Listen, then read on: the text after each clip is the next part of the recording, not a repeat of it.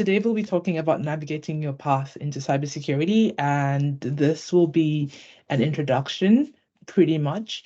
If at any point you are looking to delve a little deeper and need a bit more information, please feel free to reach out to me. Tim has my contact also at the end of the deck. I do have, ways in which you can reach me. Okay, perfect. Okay, so I will go ahead here. So my name is Tola, and I have over 15 years experience in the information security field. I don't know if the deck says enough, but then I do love photography. I love fashion. I've lived on 3 continents, and I love public speaking and adventure. So if there's any of you who's ever looking for someone to go mountain climbing with them or something really out of the blues that's new, like bungee jumping, I'm your girl. Feel free to reach out to me. I spotlight the things I do on the side in addition to my cybersecurity career, because there tends to be a misconception that if you're in the cybersecurity field, then you're all techie, you're all geeky. You don't necessarily have a different life, but there's nothing further from the truth than that. What we see these days is a lot of people, being able to balance out their career. I see someone on the call is called Deborah Human Resources, so I would assume that she's in that they are maybe a human resource person. So everything you've done will be necessary or will help you in your field in cybersecurity. I often get the question, how come you do photography? How are you a photographer? Because that started for me as a hobby, but now if you probably look me up, you'll probably see more photography than you will of cybersecurity. So I'm trying to balance that out. But that just goes to show that you can be in the IT space and still thrive otherwise. So that's a little about me. This slide is duplicated, so you will see it at the end, and it's there for good reason. Now, these are some of the things that I've done prior to coming into cybersecurity. So yes, I have been a flight attendant. There is my strong passion up there, photography. And then also I had been on the radio. And I called the slide out because, again, I do like to reiterate how important it is to not discount what you're doing. Sorry, I see a link, I see a message in the chat saying the link does not work. Okay, I think that's the Eventbrite link. That's for tomorrow. I'll fix it. Oh, gotcha. Okay. Okay, yeah, no worries. So I call that out because I also want you to understand that whatever it is you're doing that leads up to your journey into IT or IT security is never a waste. My time as a flight attendant helped me to develop my relationship skills. I was able to talk to people, and trust me, a lot of times people are flying, they are very frustrated because maybe they've been delayed, and they've been waiting. I'm sure those of us who have done a bit of travel understand the frustrations of flight delays. And when you get on board, the easiest person to take it out on is the flight attendant because they're the face of the company. And so in those moments you learn patience, you learn relationship building, and all of that are skills that are transferable. My time on the radio, helped me build my confidence, my interest in public speaking. Being a photographer and having to keep up with technology equipped me with being, ready to take on whatever changes would come or come in the cybersecurity field. And I do want to highlight that if there's anything or any field that is fast-paced, it is definitely this one. And so there's nothing that you're doing now that you'd say, oh, it's a total waste. I promise you there will be a time where it'll come in handy. So that is a little about me. Let us get to know you now. I know that we're not in the same room, but it does help sometimes to do a little icebreaker where we get to sort of like know who's on the call, who's who in the kazoo.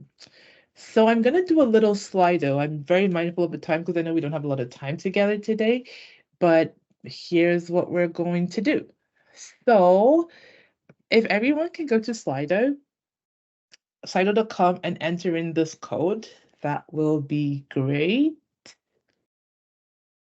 And just a heads up, if my Slido misbehaves, I'll just collect my responses by chat. So slido.com, and then you can just enter in that code. So my first question is, for those of you who are in, the first question is, what in cybersecurity are you curious about? I'm going to test this out myself and see that it works properly. Starting out. Okay. I see responses. Okay. Threat management. Someone put in the code for the. Okay. Careers. Okay. Perfect. I'm going to be taking notes. Careers, threat management, incident response management. Okay. If someone can type some of these in the chat for me, Tim, if you had to have a spare hand and you can do that, that'll be fine. Because I can always come back to it. Okay, perfect. Access, cloud security, detecting threats and fixing them, threat researcher, access, how to assist others to understand it. That is great. Perfect. Okay. Going to perfect. Okay, great. I'm going to ask the next question now because I see that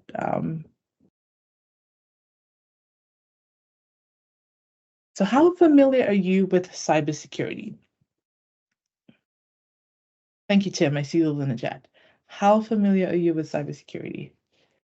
I have some basic knowledge. I have some background. Okay. I love the fact that there's a lot of people who have some basic knowledge. That's great.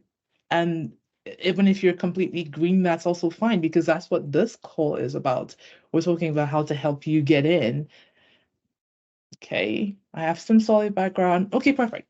So we have on this call, we have people who are, I mean, some people have some understanding, some people are completely green, and some people have some background. So that kind of helps us set the tone for the conversation. I was gonna say, oh no, now I need to, so just give me 1 second. I have to go back to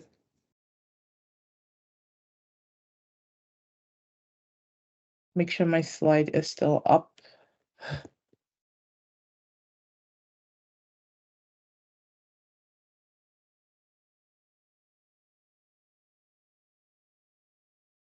That's the fun of technology, sometimes tricky. Okay. So if anybody still has any responses, you can go ahead and put that in while I navigate back to my slide.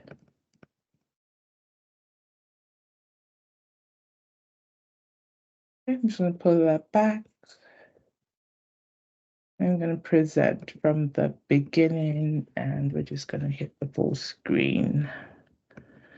Perfect. Thank you for participating in that little quiz right there. And we're just going to go back. Thank you for helping me get to know you. So we're going to jump right into everything. We'll start with an overview, right? Cyber threats are rapidly evolving, and I'm sure we've heard about that. We've heard about threats, we've heard about vulnerabilities. And the one thing that we can all agree is that it's not stopping, it's not changing, it just keeps evolving. And because the threat landscape is continually evolving, the need for cybersecurity analysts and cybersecurity resource is never going to go away. That's one thing that I want you to take out of this call, because I know that every time with a new technology, people tend to get a little worried and say, oh, look, the bots are going to take our jobs one day. Well, that's not really true. I'll tell you a little story. So when the calculator was invented, there was a panic, in the workforce that calculators were going to replace people. Has there been anything further from the truth than that? we found that now you need people to use the calculators. It's against having the calculators replace people. My point is, this is a fear that has been inherent in people for a long time. With the advent of technology, people always seem to defer to the fact that they probably would lose their job someday. And yes, because the increase in technology does bring about some level of automation, there is a chance that certain roles could maybe become a little more redundant than others. But then, as long as you're continually upskilling, which is what this field demands, and I'm not trying to scare anyone, but I feel like if you really want to learn about the cybersecurity space, it's important that I'm completely transparent with you. You're constantly learning. I'll tell you something that happened when I went to, when I went to school to formalize my knowledge because I had started learning about cybersecurity before I then went to school. And so I went to school to kind of like crystallize my knowledge. And the lecturer who took us network security on the first day of school, the first class we did, he said to us, "Welcome to class. This is a 2-year course. Congratulations, because the things you're learning today would be obsolete by the time you graduate in 2 years." And we're like, wow, that's a great introduction to the field. But that's exactly the nature of the space. It's you're learning something today, it's a foundation, but then you need to continually build on that. So cybersecurity is important. It protects businesses, it protects nations. Everyone needs cybersecurity. It's become your essential skill, or it's going to get there, where you really need to understand cybersecurity. The technicalities obviously would be great to have like a pro or somebody who understands the field handle it, but basically it's not going away. It's very important. Everyone needs it. And gone are the days where it was just businesses we thought needed it. Now it's really everyone. Churches, social groups, everyone. Let's talk about the demand for a little bit. What is the demand out there for cybersecurity professionals? The demand is high. The problem with filling in the gaps is that a lot of times there's a disconnect between, say, like HR and the people who put out the requisitions for the job. Because when HR puts out the requisitions for the job, they're asking for different things. And so you would find sometimes that an entry level job, maybe they're asking you to have certifications that ideally you would not have until you've been, what, 4 or 5 years in the field. And so there's that disconnect which we in the industry are aware of and are trying to fix. So sometimes there's a little bit of that imbalance where we're saying there's a demand, we need you, but then it doesn't seem to translate, because I do know a few people who said, well, we're still looking for jobs. But then again, there's ways around that. And we'll probably talk about a little bit of that during this presentation. So there is a strong demand out there for cybersecurity professionals because it's so important that we continue to ensure that our systems are safe while we're using them. So let's demystify cybersecurity a little bit further. The poll was important because I needed to understand who was on the call. And it's great to know that we have a lot of beginners and people with basic knowledge. So this will help you to reinforce that knowledge and hopefully also reinforce your why as to what exactly you're looking to take out from this field. So let's demystify cybersecurity. I always use the 4 Ws or the 5 Ws, if you please. The 5 Ws help to kick your curiosity in. So if there's anything that you were wondering about, if there's anything that you were a little confused about, ask yourself what, who, why, when, and where, and you most likely will get to the bottom of things, with that topic. So we're going to ask ourselves, what is cybersecurity? Who needs cybersecurity? Why is cybersecurity needed? When and where is it needed? And in answering those questions, it'll help us to really understand what the field is about and whether we fit in. Do we think we want to, be in the places where cybersecurity is needed? Do we think we want to serve the people who need cybersecurity, right? Because for every field you're trying to go into, you want to ask yourself, am I a good fit? I remember when I was thinking about options of things to do. And even though I was already in IT, someone had said to me, hey, you're moving to Canada. Maybe you want to do nursing. You've never looked for a job if you were a nurse. And I'm like, look, I get it, but I don't want to be standing in the pool of blood. And I'm not saying that that's what nurses do, But I'm like, I don't know that I want to. It's hard for me to see people sick and in pain and all of that. So just understanding who I was going to serve helped me to make that decision. I wasn't going to do it. And so same thing goes for us on the call. Let's understand the what, the who, the why, the when, and the where. So cybersecurity, simply put, is the protection of your assets. And I know that there's tons of definitions online, but cybersecurity is, in actual fact, the protection of the confidentiality, the availability, and the integrity of information and assets. Now, you notice that the word assets is underlined because assets could be a plethora of things. What is an asset to me may be different from what is an asset to you. First of all, because data has become the new gold, the new currency. People don't even seem to want as much access to your money as much as they want access to your data. And I'm speaking about this from a dark web perspective. Because if they get your data, then they get your money, pretty much. And so data is becoming important. So information is classified on its own, and you would often hear people say information security in lieu of cybersecurity, but that's what it is. But it expands beyond the information. There's also assets. Yes, the bad guys may be trying to penetrate your assets to get to your information, but then there's other reasons why they would probably just want your assets. If you were a mining company, for instance, and you didn't deal with processing a lot of information or processing a lot of personal information, for instance, getting your information may not be the goal for me as a hacker, but crippling your systems, which I could do through code manipulation, would be something that I would be interested in doing. And that's an asset to you. Your assets, your systems are your assets. And so the security triad, which is popularly talked about in the cybersecurity field, is super important. The confidentiality, integrity, and availability. So the protection of these things is what forms the pillar of cybersecurity in and of itself. Now I'll speak about accountability.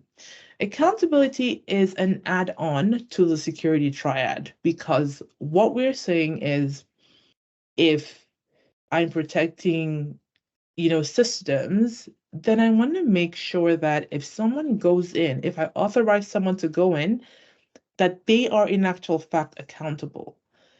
So the CIA is often referred to as a CIAA in deep technical sense because non-repudiation is super important. It's the value of making sure that someone goes into a system and we can tell that it was them who went in. Now, who needs cybersecurity? Individuals, businesses, organizations, the government, everyone. And why is this the case? This is the case because cybersecurity has gone beyond, script kiddies. So we have when you look at the threat landscape, you have people who are like script kiddies who are just playing with their computers and in playing with their computers, they're learning code and they're able to hack systems. I recall that there was a Facebook hack that was done by a kid and it was totally by accident, but it was so genius that Facebook hired him. Same thing with a bank hack. Now, those are script kiddies who were just by accident falling into the realm of being able to infiltrate networks. But now this nation states attack. So what does that mean? Nations are beginning to realize that they do not necessarily need to send a full army to the war front these days. I can sit in my bedroom and probably get access into Tim's computers. Team, that's not going to happen though, but just saying, right? So there's better ways to attack, to go to warfare these days than actually sending physical people. So everyone needs cybersecurity. Now we ask why? Why does everyone need it? Well, we're trying to protect against threats. We are wanting to safeguard sensitive information. We want to maintain trust and reputation. Because if for instance, if your bank, keeps sending you messages every 2 weeks of how, look, we're sorry, we just got hacked. We're sorry your information just got out. I bet you jump to another bank because then you feel like my information is not safe. I can't trust these people. The reputation of the bank goes down, and these affect businesses. To ensure business continuity, businesses want to ensure that they can continue in operation. And one of the ways in which they can continue in operation is to give great service. Now, when and where is cybersecurity needed? It's needed everywhere, wherever you have electronic devices, a network, if you have something that connects to the internet, even if your printer has an IP address, as long as it has an IP address, it can talk to the network, then you need to be doing something. The scale in which you do it would vary, but even from the individual levels, scaling up to from things like, just enabling even multi-factor authentication, super important on the personal level. I'm sure you've seen like WhatsApp and even Instagram and a lot of your bank apps asking you to have multi-factor authentication in place.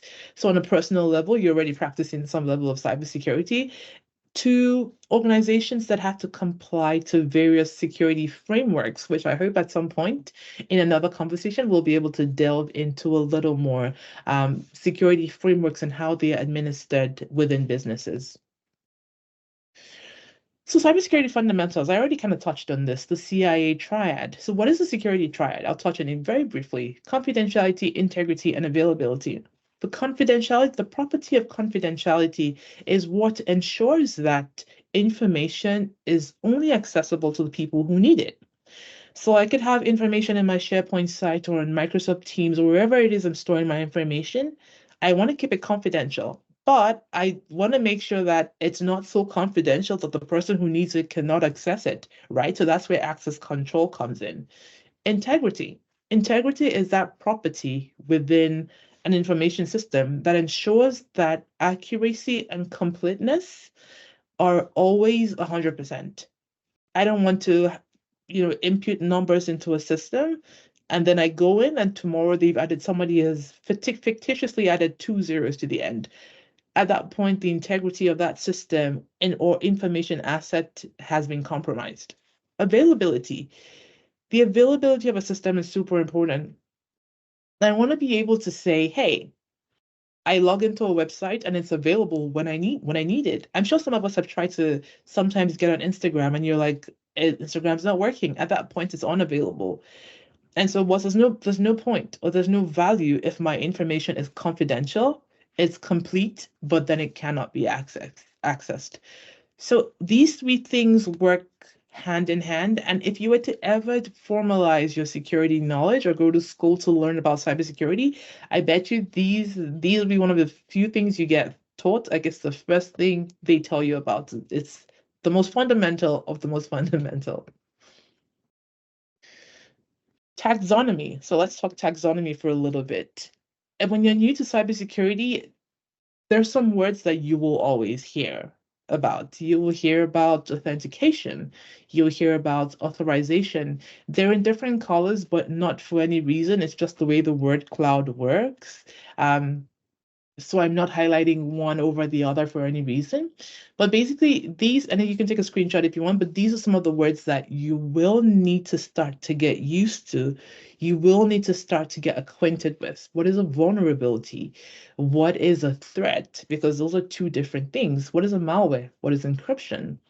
Authentication and authorization, even though they work so closely hand in hand, they're two different processes that need to work differently and are managed by different controls, security controls within a system.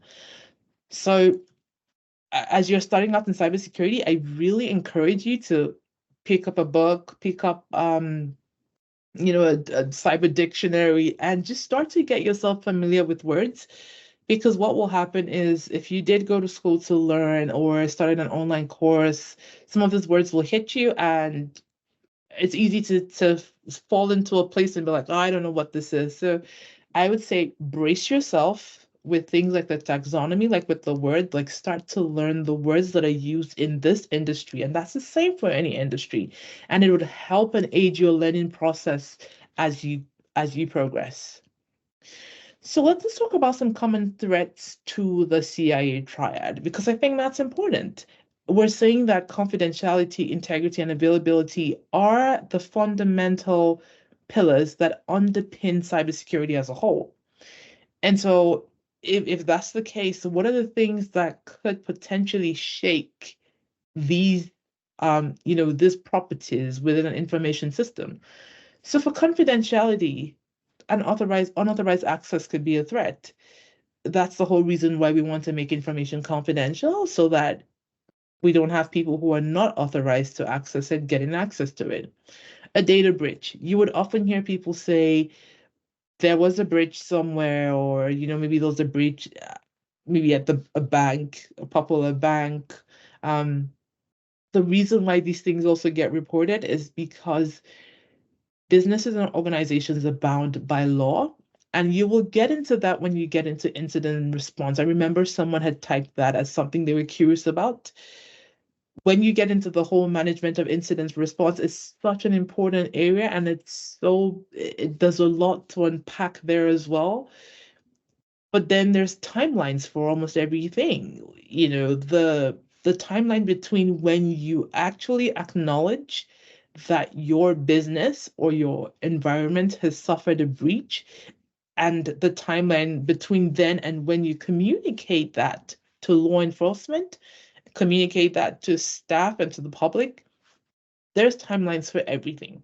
And so it's very important. So whoever talks about incident response management, like, super good. Connect with me. Let's talk about it all day long. Espionage, again, it could be, nation state, somebody just another nation trying to get information out of another country just to put it out there and, maybe blackmail them for political reasons. Eavesdropping, when you think about eavesdropping in and of itself, it's maybe someone trying to listen to a conversation, but you can also listen to network traffic using tools. And so that also kind of like violates the confidentiality of a system. Integrity, data manipulation would impact your integrity, unauthorized modification, data corruption, spoofing attacks.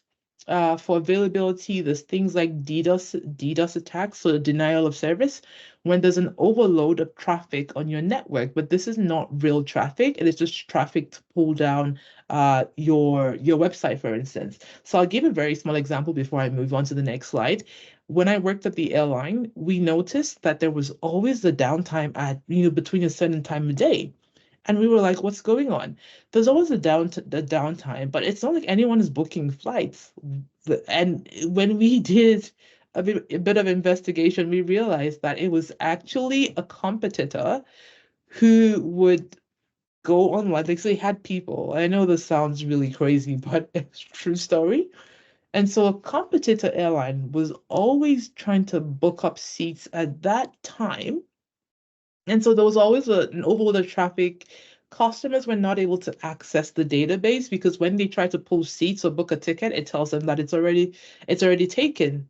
And that's why if you notice in the evolution of the airline systems and booking tickets, you're not allowed to just hold tickets anymore. You could in the past, but we realized that this was becoming a rapid form of attack where people would just hold seats and airlines were losing money. System failures could affect your availability, natural disasters, power outages. In the cases of force majeures, which are like the acts of God, where you cannot really say, well, I'm going to stop the wildfire. There's other things that people do in that regard to safeguard themselves. But then these things are there, and recognizing those threats exist and could be an attack on your availability, for instance, or on your ability to work, is usually the first step. So these are things that are very crucial and very important. Mitigation of the threats that we've spoken about. So what are some of the things that we want to do to mitigate these threats? If I know that, there's a possibility that my confidentiality will be breached, what are some of the things that I can do? Well, maybe data encryption. Do I want to make sure that my data is encrypted? Do I want to engage or make sure that I have multi-factor authentication? Now, I'm careful with using 2FA because 2FA speaks to a two-step process where I'm just saying, I try to log in. So that's the first level of authentication. I've provided my password, and then it prompts me for something else, for instance. Maybe it's asking me for a token code. So I put in a token code, that's the second level. So that's my two-factor authentication. But these days, systems are prompting for multi-factor authentication, where it's give me a password, then give me a code from a token or from the app. Some of us, I'm sure, use authenticator apps. And then maybe it's also asking you to add on a secret question. What's the answer to this question? So there's multi-levels of authentication to authorize you into the system. Do I want to have log audits that tell me what the traffic is? Security awareness, as basic and non-technical as it seems, is the bedrock of so many other very technical things. So security awareness is also very important. Integrity, data manipulation, unauthorized modification, data corruption, spoofing attacks, for availability, do I want to make sure that there's redundancy? Am I backing up? So a friend of mine would say that they back up their backups. So like, do you have failover mechanisms? Are you backing up your systems? Are you testing your disaster recovery? Because it's not enough to have those things, you need to test them. Are you also monitoring your network traffic? Some of the things that you need to do. Now let's talk about offensive and defensive security, because sometimes people want to come to cybersecurity, and I know that there's so much information out there, and people are not sure, how do they process this? Where do they even begin?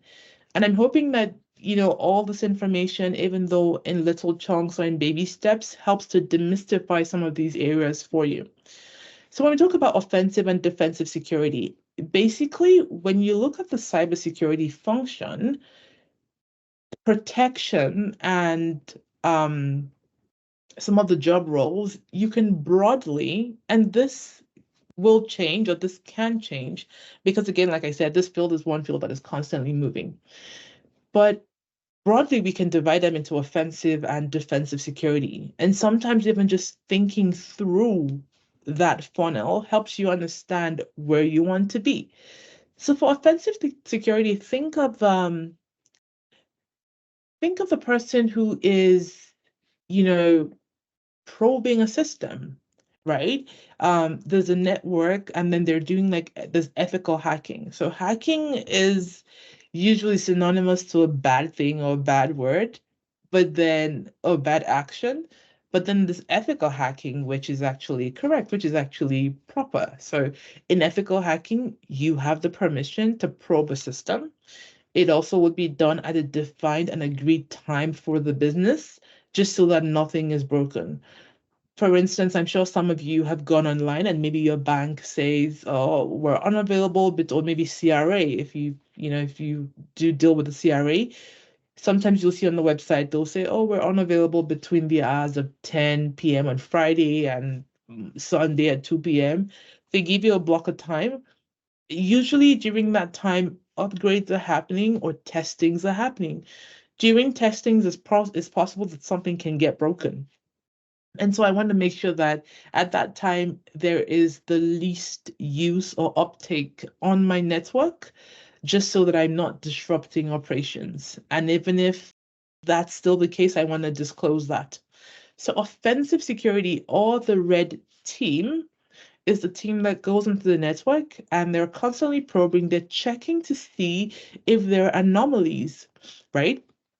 So on the network, there's something called the network traffic. And I think in another call, we should actually have a practical session for people who are really interested in things like network security.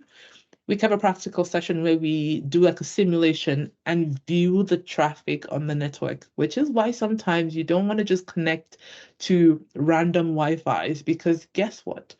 When you connect to a certain Wi-Fi, depending on, it could be rogue, if it's just free, there are people who can, the owner of that network or the administrator has the power or the ability to read traffic. And what are some of the things that you can find when you read traffic? You can find passwords. I can see the sites you're visiting. I can see your site history, and things like that. So it's very important to be careful how you access networks and how you use them. But that's what the penetration tester will do. They're authorized to go in and look, So along those lines, you have things like social engineering, you have web app scanning. So I want to scan my web app and just make sure that everything is working fine.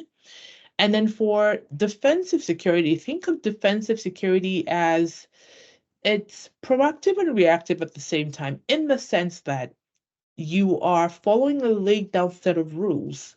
For instance, if you have a security auditor who is following an IT risk management policy that has been laid down for the organization, you're trying to ensure and make sure that if they're saying access should be provisioned to accounts for 30 days before a password renewal is requested, you want to make sure that it is actually operationally working that way.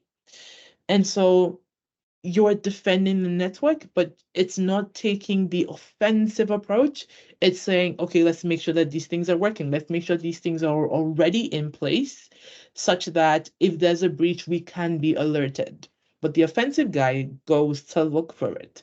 So sometimes when you think about it from that aspect, it's easier, or it's easy to say, look, do I want to be the offensive guy? Do I want to be the red team, or do I just want to be the blue team?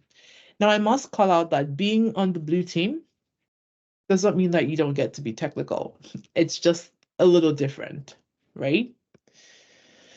So, beyond the red and blue team, there's other teams that don't get spoken about so much, but they're there. So we have the orange team. And the orange team is like your security awareness team. They're talking about cybersecurity within the organization because within frameworks, it is still important that you are, you know, ingraining education. Education, cybersecurity awareness and cybersecurity education is a part of change management that is super important. And so you cannot take it away. It is a requirement because a lot of times people say, oh, I'm practicing security, but they're actually not because your staff are not educated, your staff are not aware. And so even on the job, the orange team is very important. You have the yellow teams, they're the coders, they're coding. The purple team, the red team we spoke about, and then the green team. These other teams, mostly you probably get to know and hear about them more on, say, like software development teams. They're more called out there, but in a traditional business environment, you get to hear more about the red team and blue teams. Moving on, let's talk about some careers in cybersecurity. Haven't talked about the blue team, red teams, and green teams. So we have the information security analyst, the network security engineer, the penetration tester. We already spoke about the penetration tester. Well, I didn't speak about the tester themselves, but then I spoke about them in the sense that they are part of the offensive team. You have the security architect, incident response analyst, security consultant. They all do different things, but these are just some of the roles that you would find. And again, different people would call them different things across different organizations, right? So some people will think that analyst refers to like a more junior person, and whereas maybe specialist refers to someone who's more seasoned. But I've worked across in different places, and I find that sometimes the reverse is the case. So it really just depends on the business or the organization per se. These are some other careers: cloud security specialist, malware analyst, security auditor, awareness training, identity and access management, IoT specialists. These are some of the fields that you would find in cybersecurity. At your own time, you could take a screenshot, or at your own time, research these roles and say, look, what does this role do? Is this something that I think that I would enjoy or thrive in? You want to be able to ask those questions. Um, this other slide speaks about career path. I thought it was important because this is a group that is curious about cybersecurity, and having this type of, see if I can move that out of the way. Okay, it's not moving, it's not going. Okay. Um, Having this type of breakdown really is helpful. So, what is your personality type? Are you more an engineer by nature? Do you think that you do better with testing? Are you more curious about analysis, for instance? Do you think that response is an area that you would like to thrive in, or maybe even just auditing, right? So based on the makeup of who you are and what you tend to be interested in, or even the bedrock of your education or your past experience, you can then decide, what path you think you want to take. Now let's talk about pathways to cybersecurity. Now, there's different ways to get into cybersecurity. There's different learning pathways. Let me highlight that cybersecurity, even though it's been there for a while, is still a relatively new field. And I'm sure that there's not many schools. As a matter of fact, in Canada, there's only a handful of schools that are offering cybersecurity. And as a first degree, there's really not that many. I've seen some that offer it as a master's, but for like a first degree, what you find is like software engineering, and then these things are still relevant. That's the point I'm trying to make. They are relevant, and everything that you've learned prior to now is not like a throwaway. It's still important. So learning the pathways to cybersecurity academic degrees, you either start maybe with like a software engineering or computer science because the basics are important.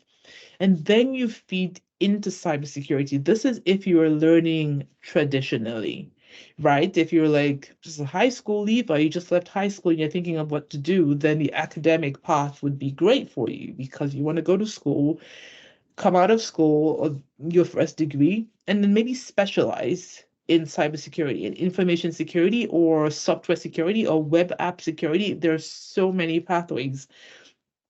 And that's why it's important to work with a coach if you have access to one. Certifications are another way to get into cybersecurity. But I tell people that it's not the end of the world. I really want to demystify that because some people think that by packing on all the certifications in the that you can get that then guarantees you a job. I would say the biggest way to get in is really demonstrating your abilities. I don't know how many of us have like a GitHub where we're able to like save projects that we've worked on, but being able to demonstrate to an employer that in addition to having a certification, you've done a lot of hands-on work, whether it's by engaging with professionals in the field or networking, those things are great and invaluable. But certifications are great because they also help you with, the curriculum, with understanding what you need to learn. If you ever were struggling with like networking, for instance, Network Plus would be great for you because it will take you from the very scratch to the very top. So syllabus wise, certifications are good because they help to ingrain those things that you need to know, but they're not the only way to get a job. So I would not run after certifications and ignore the hands-on bits. Now, online courses and boot camps are non-traditional ways. I could fit them together, but they're separate because there's also non-traditional ways, like maybe, volunteering a with a cybersecurity organization like ISACA. I don't know how many people know about ISACA or know about like ISC Square or Women in Cyber. So these groups, usually, even just by volunteering with them, sometimes you get exposure into certain areas of cybersecurity or certain learnings or internship programs that you would not necessarily have known about. So these are some of the pathways. Now, I've listed some online. Oh, Jordana, you're at IISC Square. That's amazing. So I've listed some online and non-traditional pathways. Again, just merging them together because in a sense they're now, a little, they're kind of blended. But I do want to call out something about boot camps because I see a lot of boot camps and people are saying to you, learn cybersecurity in 10 weeks and get a six-figure job. It's not impossible, but it's very misleading because 10 plus years on the job, I promise you, I'm still learning. I'm still learning. It's a field where you continue to evolve. And so I get worried when I see someone say, I'll teach you for 6 weeks and you'll that's I'm not a fan. Let's just say I'm not a fan of those, those types of boot camps. If you're doing them for the knowledge, because the one thing you will get out of that kind of boot camp is an aggressive curriculum that helps you to really study and stay focused. If that's what you're getting out of it, then that's fine. But I would remove the expectation to be a six-figure earner in 6 weeks. That's not to say it's impossible, but I would take out that expectation so that I'm not disappointed as a person, right? The boot camp in itself might be great, but sometimes you set an unrealistic expectation for people. It also depends on, the reason why I also am not a big fan is because those things also depend on the job market at the time. They depend on things like your interest. So the person who only wants to do security awareness might get away with learning in 10 weeks or 8 weeks. If you wanted to be a network engineer, then it's a little different. So telling me that this is achievable without even knowing what pathway I'm interested in is is not the smartest, right? So these are just some of the, non-traditional uh, mediums out there where you can really go and pick up some great skills. And maybe for next time, what I can do is highlight which ones give like labs, because labs are really important and helpful when you're trying to demonstrate your ability and what you've learned in cybersecurity. But again, you're welcome to take a screenshot or look them up. They're great resources. And certifications, which I spoke about, again, they're great. This slide is from CompTIA. I believe that, the other, like ISOCAL, like everybody has like their different certifications. But for instance, this just gives you an idea. And I would recommend looking at something like this if I was trying to do a certification. How does it tie into what I want to do? How does it tie into my career path in cybersecurity? Am I just doing a certification because I think that I want to do one? But here it's broken them down by the pathway, and it's also broken them down by experience level. So if I was just starting out and I wanted to do something in IT management strategy, maybe I don't want to start with a CSP. That's not saying that you're not allowed to push yourself a little. If you're able to push yourself and start there, that's great. But this is just a guide that says, well, if you're relatively new to the subject, then maybe come to your Project Plus is a place to start. It just gives you a guide, but then you are welcome to go at it as much as your appetite can hold. So let's talk about numbers, because why are we talking about cybersecurity if we don't talk about the numbers, the money? The numbers will vary very, very differently across various organizations. So startups tend to be more risk takers than other traditional businesses. So like the banks or even like government. I'm going to wrap up here in another 3 minutes because I want to leave 5 minutes for questions at least if I can. Um, but yeah, so for startups, it will not be out of place to see people starting at 120. Again, this is an average and the numbers will differ.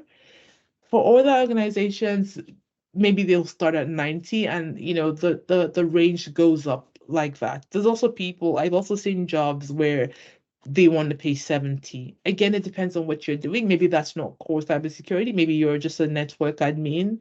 But then again, that's still not a bad place to start. So these numbers are a scattered average, which will differ based on the organization's paying power, and their capacity. So this slide is for people who are thinking, I want to work in cyber, but I'm not sure, like where do I start from? The young man on the right, you see him trying to jump right into cybersecurity, ignoring the fundamentals. I'll say don't do that. And that's where certifications might help you, because certifications take you through the fundamentals. Three things that are very crucial. Security fundamentals, networking fundamentals, very crucial. I would say systems, maybe not so much, because systems will vary from system to system. But networking, for instance, is the basis. You cannot protect what you don't know. So understanding the basics, which is networking, is great. And there's a guy called Professor Mesa on YouTube. He's amazing if you are looking for a place to just learn. So trying to leap like this will just only leave you hurt. You want to just have a little bit of a grasp of the basics. Now, cultivating a cybersecurity curious mindset, you have to be curious. You have to understand that you're going to need to continue learning. Be open to networking and developing your technical skills, like I talked about. Online resources, don't shy away from online resources. They're great. Podcasts, conferences, you'd be surprised how much knowledge you get from these places. Again, interdisciplinary knowledge. Do not discount whatever it is you've learned, whether it's HR, and maybe on another call, I can break down how interdisciplinary knowledge sort of feeds into your role or your career as a cybersecurity professional. Diversity and inclusion, obviously, we're still, suffering. Not enough women, the underrepresented minority. There's not so many people. Businesses are fighting to have inclusion and representation in their businesses, and there's a lot of businesses and organizations out there, like even Tech Nation, that are trying to take that awareness out. So I would say to you, take advantage of those things when you see them. Ethical and legal considerations, what's wrong, what's right. Cybersecurity is a really interesting field, but you need to understand that things like privacy, data protection, compliance, IP, those things are important. And as a cybersecurity professional, you need to understand that those things are just as important to you as they are to your client. Again, I bring back this slide to highlight, the importance of interdisciplinary knowledge, and don't ever think that something you've done in the past is a waste just because you're not using it at right now. And I'm stopping here just because I know that we have only 5 minutes to have a little chit chat before we wrap up the call for today. I wish we had more time, but I want to be respectful of everyone's time. You could take a screenshot and follow me on LinkedIn or Instagram. If you have questions, reach out to me. If you really need to reach me one-on-one, speak to Tim. I have an open door policy. I can make out time to chat as well. As a woman in cyber who's also a woman in the minority space, nothing gladdens my heart more than encouraging people to really come into this beautiful field. It can be very rewarding down the line. So thank you. Thank you for coming today, and thank you for your time.